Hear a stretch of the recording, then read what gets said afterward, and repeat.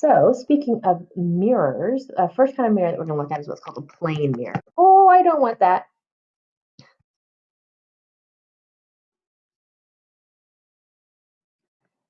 Okay, so this is an easy one. You're familiar with them. This is mirrors with a flat surface. I can't spell.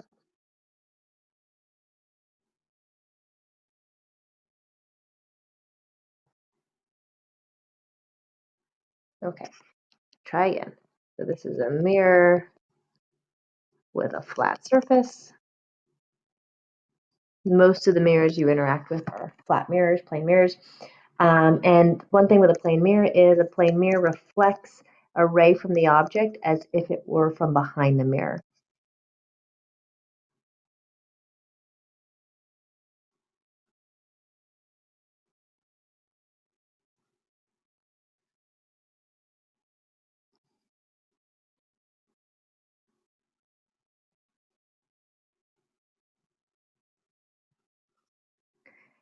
And that's a key concept. When the rays appear as if they're coming from behind the mirror, this is known as a virtual image.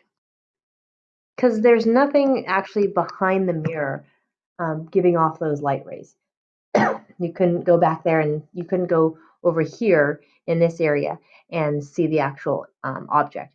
But the light rays appear as if they're coming from there. 'Cause remember, law of reflection says that this is my normal, so that's my incident angle, that's my reflected angle. So from your perspective, from your eyeball, it looks as if the image is coming from right here. But that can't be true. There can't be a candle behind the mirror. So that's considered a virtual image when it seems as if those light rays are coming from behind the mirror, and you can't actually have that. There's something called a lateral magnification, and that's just looking at the change in size of an image compared to the object. It's equal to m, and it's always equal to the image height over the object height. And in the case of a plane mirror, it's always 1. Okay. So that is, plane mirrors are really simple. Another thing to note is that for plane mirrors, the object distance is the same as the image distance.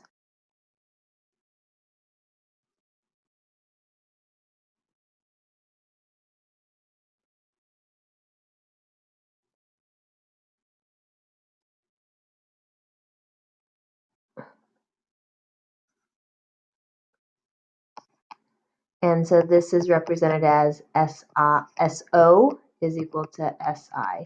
S being our unit of measurement for distances with mirrors and lenses we'll see too. So SO is equal to SI for a plane mirror. Once we get into curved mirrors, we're going to see that that's not always the same. Okay.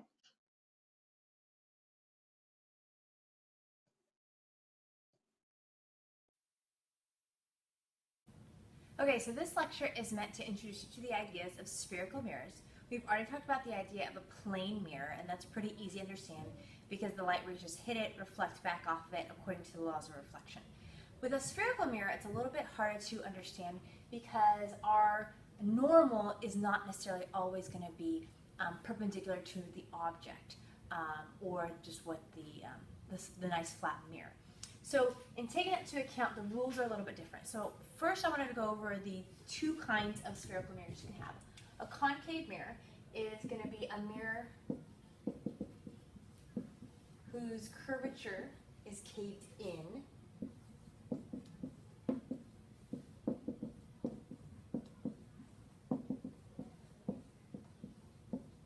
And something to note with a concave mirror is that concave mirrors focus light rays to a particular point.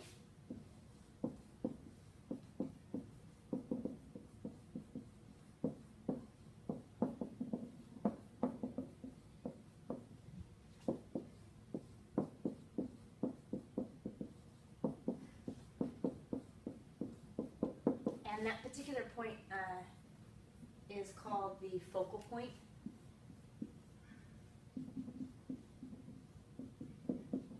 And and concave mirrors have a positive focal length.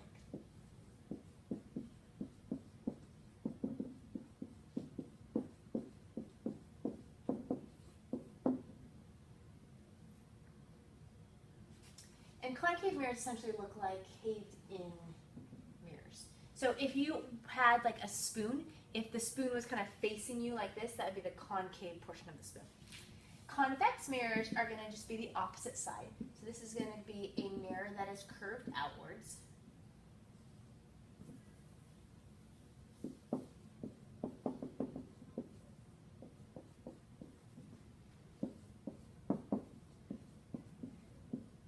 And so these mirrors, convex mirrors, spread light out from a particular point.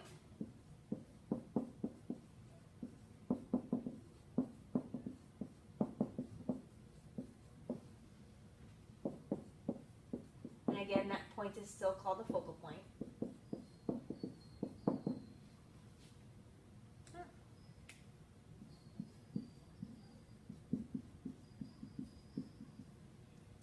And convex mirrors have a negative focal point.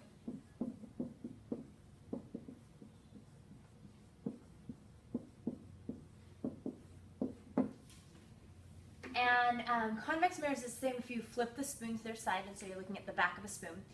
We often see convex mirrors around like blind alleys or like aisles where you're kind of trying to see around the corner or something. That's where you're going to see a convex mirror. Okay? So those are the two basic types of mirrors. And before we go into what the rays look like for mirrors, let's look at kind of the anatomy of a mirror. And I'm going to draw the anatomy for a concave mirror, but it's very similar for a convex mirror. So if you had a concave mirror, it's caved in, and essentially the line that kind of splits that mirror in half, this is called the principal axis. And so again, it kind of just bisects the mirror. Now a spherical mirror has a particular curvature, and that curvature is measured due to some radius that's sweeping that curvature. So it's a constant curvature. And so that point of curvature is called the center point. Okay. We can also think of it as the radius of curvature. And half the distance between the center point and the actual mirror is the focal point. Okay, so that's my focal point.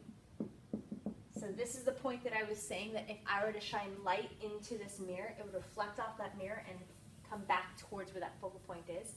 So if the focal point is halfway between the center point and the mirror, then the focal point is half the radius of curvature. Okay, so that's something to note. For mirrors. Sometimes they'll give you the focal point of a mirror, sometimes they'll give you the radius of the mirror. Either way, you could always find the other one. Okay? So what we're going to look at now are what are called ray diagrams. And ray diagrams help mimic the way light waves behave when they hit a mirror, or we're going to see later on when they hit a lens. So important thing to note is that there are millions of light rays that come off of an object. And when those light rays come off an object, all of them combine together to form the image that we see. We're going to model the 3 rays that are the easiest to model. But that doesn't mean that there are only 3 rays coming off the object. There's millions of light rays coming off of an object. We're just going to model the 3 that are easiest to diagram out. Okay? So we're going to start by looking at the ray diagrams for concave mirrors. And I'm going to give you a lot of information right now. And what I want you to do is write all of these down. Like, if you need to pause the video, write them down for the parallel ray, the radial ray, the focal ray, and then I'm going to draw them all in one kind of picture. So go ahead, pause the video, write down the values for like what's happening with the parallel ray, the radial ray, the focal ray in your notes. Okay? Put that right there, and you can go ahead and pause it now. Okay, so hopefully you've had a chance to write down these different ray values. What I'm going to have you do now is underneath where you've written this, we are we're going to diagram out what these light rays look like. So you're going to want to have maybe like 4 or 5 lines in your notebook, and in the middle, this straight line here. And we're going to diagram out our rays on here. So the first thing we're going to need is we're going to need a mirror. So over on this end, go ahead and draw a concave mirror. And then we're going to need our 2 points. Mine's not very symmetric, huh? Hopefully CBB, yours is better. That didn't get any better. Golly. Third time's a charm. Okay, so there's my mirror, and here's my center point, and here is my focal point. Now it's kind of important, if you have a ruler in your house, pause the video, go find a ruler, but in our drawing, we want to make these symmetric. So if in your paper, you make this, I don't know, 10 centimeters away from your mirror, then put this at 5 centimeters. If you make this 4 inches away from your mirror, then put this 2 inches. These definitely need to be symmetric or your drawing is not going to come out right. Okay, so if you need to pause the video and find some type of instrument of science to allow you to make sure that these measurements are proportional, go ahead and do that. So we've got our mirror, so now we need an object that's going to be emitting light. Easiest object for us to draw is just an arrow. So I'm going to go ahead and draw an arrow, and this is going to represent my object that's emitting light, that's going to reflect in the mirror. And I'm going to start off by just looking at the rays of light that are coming off the very top of my object. So I'm going to, all of my rays, my 3 rays here, are going to come off the tippy top.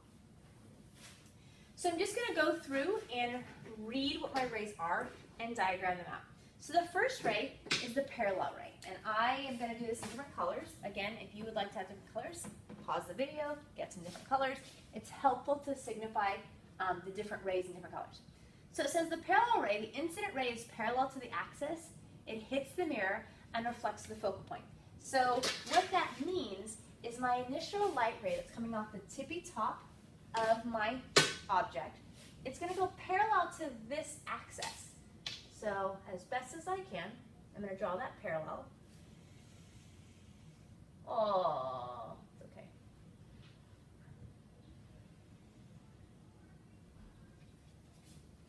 So it's initially going parallel, and then it says it hits the mirror and reflects through the focal point. So it's going to reflect through this F point right here.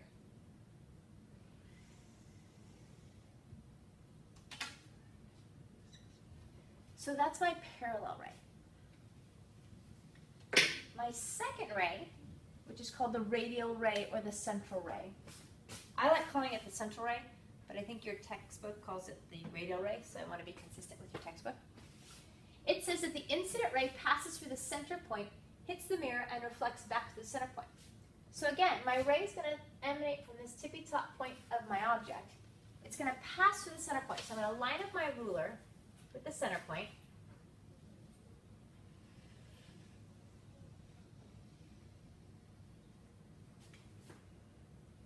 So it goes through the center point, it hits the lens, and goes right back along that same line. Okay, that's the easiest one to draw. And then I have my third ray. I'm going to underline this blue. This is my focal ray. And it says the incident ray passes through the focal point, hits the mirror, and reflects parallel to the axis. So again, my ray is going to start here at the tippy top. But this time I need to line up my ruler such that it's passing through this focal point. So I'll line that up.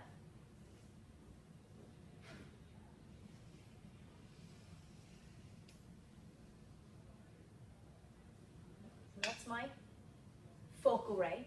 It passes through the focal point. It hits the mirror and then reflects parallel to the axis. So it's going to go parallel now. So this one's actually opposite. The parallel ray and the focal ray are opposite each other. And if you did your drawing well and you made sure that the center point and the focal point were symmetric, you should find that all of your reflected rays intersect at one point right here. Yay! Okay, so they all intersect at this point. So what that means, when you have reflected light rays intersecting the same point, that is where you're going to get a clear and in-focused, undistorted image of the object. So if I were to put my eyeball right there, I would see the tippy top of that arrow. And if I were to repeat the process and I were to draw the rays coming from this part of the arrow, it would show right here, and then this part of the arrow would show right here, and I do the whole thing, and I end up actually getting this upside down arrow right there. Have you ever noticed that? Have you ever noticed when you're looking at a spoon and you're looking at the concave portion of the spoon, you see an image of yourself upside down? And the reason is due to how the reflected rays are coming off of this mirror. Okay? So at this point right here, this is where you get what's called a real image. It is an undistorted image that is in focus. Got some gunk here. And it's smaller. Okay, the image is definitely smaller, and we're going to look at that in class, how the distance of where your object is affects the distance of where your image is, and then how that consequently affects how big or small your image is.